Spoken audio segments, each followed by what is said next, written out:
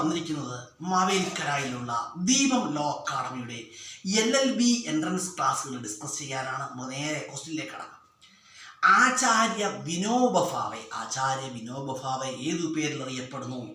ആചാര്യ വിനോബ ഭാവെ പാവനാറിലെ സന്യാസി എന്നറിയപ്പെടുന്നു. Acharya Vinoba Bhave is known as saint of Pavnar. അതുപോലെ ആചാര്യ വിനോബ ഭാവെയാണ് ഭൂദാന പ്രസ്ഥാനം ആരംഭിച്ചത്. Acharya Vinoba Bhave founded Bhoodan movement on 1951 at Pochampally. 1951 പോച്ചംപള്ളിയിൽ ഭൂദാന പ്രസ്ഥാനം ആരംഭിച്ചത് ആചാര്യ വിനോബ ഭാവെയാണ്.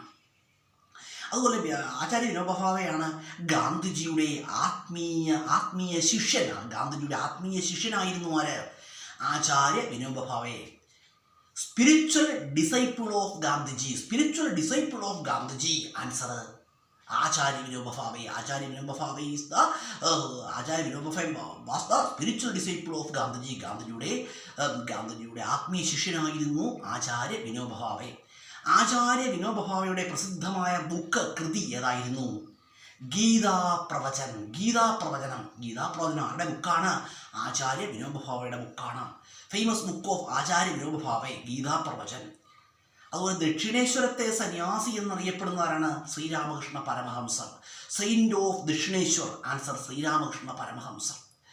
അതുപോലെ ശ്രീരാമകൃഷ്ണ പരമഹംസരായിരുന്നു സ്വാമി വിവേകാനന്ദന്റെ guru of Swami Vivekananda answer Sri Ramakrishna പരമഹംസർ. അതുപോലെ ഗാന്ധിജിയുടെ രാഷ്ട്രീയ ശിഷ്യനാരായിരുന്നു? ജവഹർലാൽ നെഹ്റു ആയിരുന്നു. Political disciple of Gandhiji answer Jawaharlal Nehru.